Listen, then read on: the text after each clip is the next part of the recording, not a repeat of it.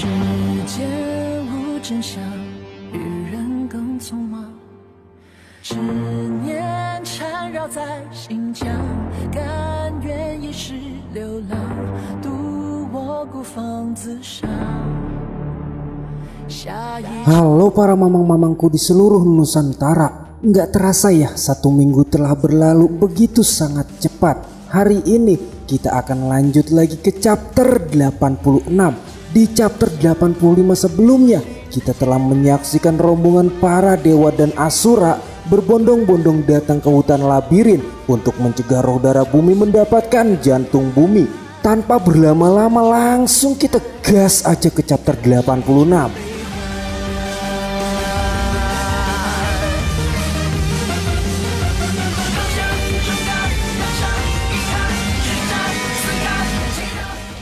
Di chapter 86 kali ini cerita pun diawali dengan membawa kita ke surga 34, di mana kini Dewa Agung Tianyi sedang mengobati Guan Yin. Dewa Agung Tianyi mengatakan bahwa glasir biru murni adalah racun dari segala racun yang ditinggalkan oleh burung raksasa kuno.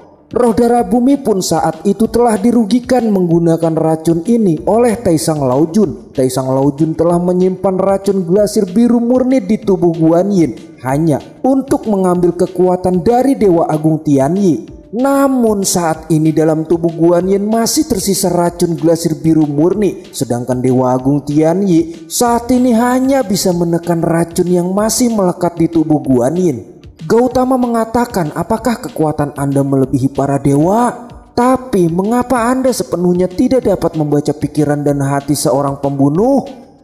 Dewa Agung Tianyi mengatakan bahwa dalam ruang dan waktu dirinya tidak dapat mengendalikan semuanya, karena jika dirinya bisa mengendalikan apapun dan dimanapun, dirinya tidak perlu menggunakan tangan Tianzun untuk berurusan dengan roh darah bumi.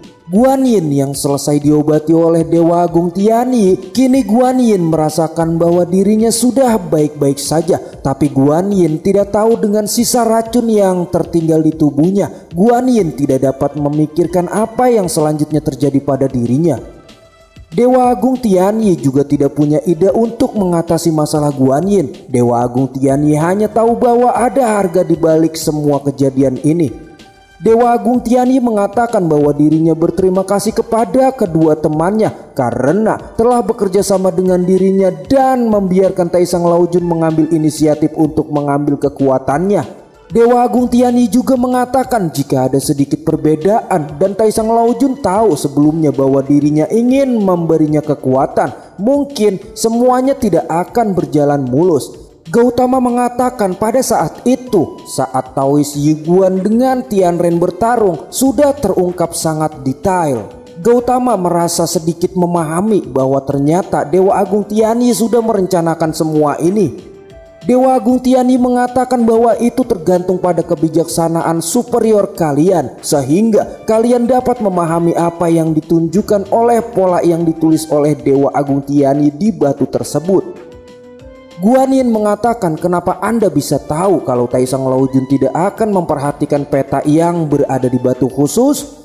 Dewa Agung Tianyi mengatakan begitu Taisang Laojun melihat dua kehidupanku sebelumnya bertarung satu sama lain, dia memusatkan perhatiannya sepenuhnya pada mereka. Taisang Laojun hanya peduli dengan kekuatanku. Gautama mengatakan, apakah keserakahan dan kebencian telah membutakan matanya? Guan Yin mengatakan bahwa ketika Taisang Laojun terlalu menghormati kekuatan ilahi, tampaknya dia juga memahami niat Dewa Agung. Tentu saja, sahut Dewa Agung Tianyi. Dewa Agung Tianyi juga mengatakan kebijaksanaan akan mencapai pencerahan dengan peningkatan kekuatan, dan akhirnya Taisang Laojun akan terlalu dihormati dan tercerahkan. Gautama mengatakan bagaimanapun juga Taisang Laojun adalah satu roh dari 3 Tianzun. Keserakahan dan ambisi membuatnya tenggelam seperti manusia biasa. Dewa Agung Tianyi membenarkan perkataan dari Gautama. Dewa Agung Tianyi juga mengatakan bahwa setiap dewa memiliki kelemahan masing-masing, bahkan dengan dewa-dewa yang lainnya tanpa terkecuali. Dewa Agung Tianyi juga mengatakan jika tidak ada yang kurang dalam kekacauan, maka langit dan alam semesta tidak akan bisa terbentuk. Gautama menanyakan kepada Dewa Agung Tianyi, langit adalah dewa yang hebat. Bagaimana Anda bisa berada di langit? Lalu mengapa Anda berubah menjadi dua bagian? Dan bagaimana dengan perjuangan konstan antara dua bentuk? Dewa Agung Tianyi mengatakan bahwa itu sudah terlalu lama. Gautama minta penjelasan detail kepada Dewa Agung Tianyi. Dewa Agung Tianyi pun mulai menceritakan masa lalunya. Saat itu kekacauan alam semesta mulai terbentuk. Dewa Agung Surga adalah dewa pertama di antara para dewa yang muncul. Dewa Agung adalah segalanya. Dia adalah sumber orang tua dari makhluk hidup. Roh darah bumi muncul bersamaan dengan dirinya.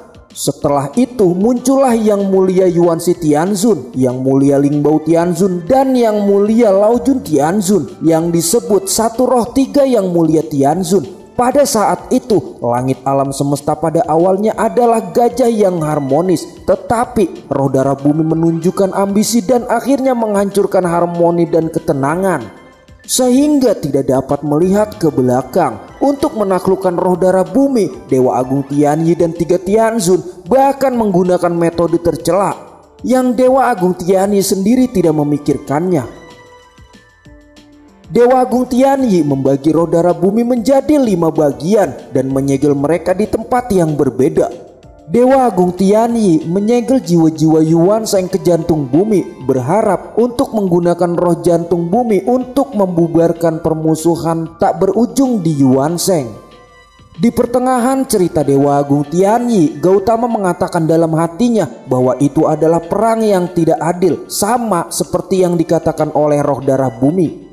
Dewa Agung Tianyi menambahkan bahwa dirinya tidak berharap kalau roh darah bumi akan kembali dan akan mengambil Yuansheng dari jantung bumi untuk menjadi tubuh yang lengkap lagi dan menghancurkan 3000 dunia. Guanyin mengatakan segel waktu kuno. Setelah mencetak roh darah bumi, apa yang terjadi dengannya?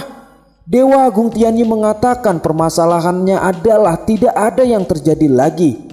Mendengar perkataan dari Dewa Agung Tianyi, Gautama dan Guanyin sedikit kebingungan. Dewa Agung Tianyi pun menjelaskannya. Dalam tahun-tahun panjang berikutnya, dunia terus mengandung, lalu berkembang dan berevolusi. Tetapi sebagai dewa di antara para dewa, dirinya merasa sangat kesepian. Jadi suatu hari dirinya memutuskan untuk mengakhiri segalanya dan meninggalkan alam semesta ini. Karena menurutnya dia tidak dapat lagi menemukan makna apapun di dalamnya.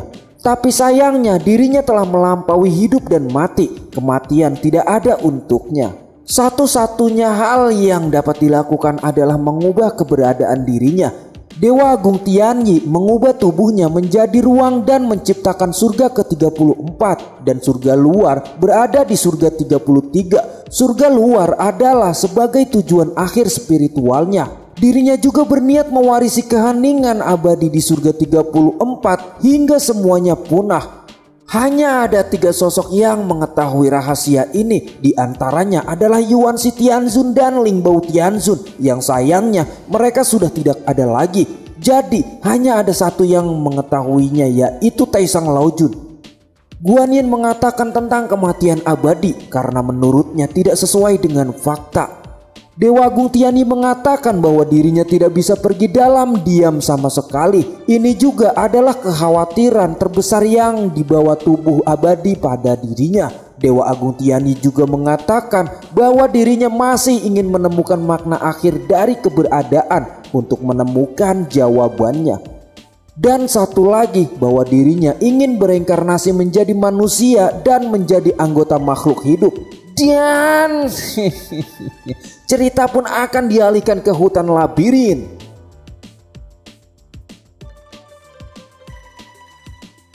Kini rombongan Raja Asura telah datang ke hutan labirin untuk mencegah roh darah bumi mendapatkan jantung bumi. Cupatkai sangat terkejut melihat kakaknya sedang berkelahi dengan roh darah bumi. Di sini Wukong mengubah dirinya menjadi ribuan wujud. Para klon dari Wukong itu semua telah menyerang roh darah bumi dengan tongkat emasnya. Dengan kesal, Wukong mengatakan, "Apakah kau masih berani mendekati jantung bumi?" Tapi sepertinya dengan serangan Wukong, roh darah bumi sedikit pun tidak menerima luka. Kini mereka semua sudah berada di dekat jantung bumi. Raja Rahu mengatakan, "Apakah dia roh darah bumi?" Sedangkan Jenderal Surga Timur menanyakan apakah yang di depan kita itu adalah jantung bumi. Raja Rahu mengatakan bahwa lawannya terlalu kuat. Jika hanya Wukong saja yang mengatasinya, maka itu tidak akan bisa untuk menghentikannya. Setiap orang tidak boleh membiarkan roh darah bumi mendekati jantung bumi. Dan jangan pernah membiarkan roh darah bumi mengambil bayi yang baru lahir. Jika tidak, langit dan bumi pasti akan dihancurkan olehnya. Para Jinggang mengatakan bahwa dirinya akan melindungi jantung bumi dan tidak akan membiarkan roh darah bumi mendekatinya. Jinggang itu juga mengatakan bahwa dirinya siap mati untuk melindungi jantung bumi. Dari kejauhan Guru Tang yang melihat rombongan Asura dengan para dewa, Guru Tang mengatakan bahwa dirinya sangat tidak menduga kalau 3.000 makhluk di dunia dapat bergandengan tangan untuk melawan musuh. Sedangkan monster siput menyuruh semuanya memperhatikan ke atas karena ada yang datang. Monster siput itu terlambat untuk mengatakannya karena Guru Tang sudah melihatnya sebelum monster siput itu tahu. Kini jantung bumi sudah terlihat benar-benar bersinar. Sedangkan di lain sisi, Wukong masih terus bertarung dengan roh darah bumi. Wukong terus memukuli roh darah bumi dengan tongkat emasnya. Wukong mengatakan bahwa dirinya berpikir kalau roh darah bumi itu adalah karakter yang sangat kuat. Tapi ternyata baginya roh darah bumi itu tidak lebih dari sampah. Tiba-tiba saja roh darah bumi menangkap tongkat emas milik Wukong. Roh darah bumi juga mengatakan, apakah Anda sudah puas untuk bermain? Melihat roh darah bumi yang bisa menangkap tongkatnya, Wukong benar-benar tercengang. Roh darah bumi mengatakan bahwa ternyata Raja Kera yang terkenal itu tidak lebih dari seekor monyet. Setelah menangkap tongkat emas milik Wukong, roh darah bumi langsung memutar-mutar Wukong. Roh darah bumi juga mengatakan bahwa orang lain yang lebih menarik sudah datang. Dan roh darah bumi tidak punya waktu lagi untuk bermain dengan Wukong. Roh darah bumi pun langsung melemparkan Wukong. Melihat Wukong yang telah dilempar dengan sangat keras oleh roh darah bumi, Cupat Kai memanggil-manggil nama Wukong. Kini roh darah bumi sudah berada di hadapan jantung bumi. Roh darah bumi juga menunggu orang yang telah dinantinya. Melihat aura membara dari tubuh Raja Rahu, roh darah bumi benar-benar sangat bahagia.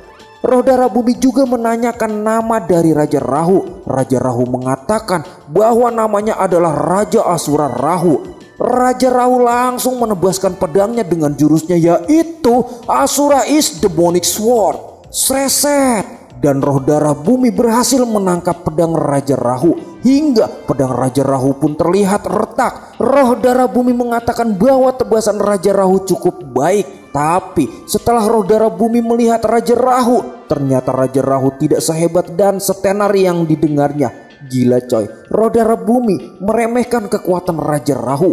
Raja Rahu yang tebasannya bisa dihentikan oleh roh darah bumi. Raja Rahu mengatakan di dalam hatinya bahwa pergerakan dari roh darah bumi sangat cepat.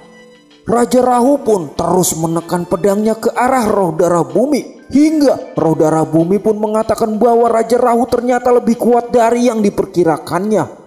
Rahu mengatakan, apakah kau meremehkanku?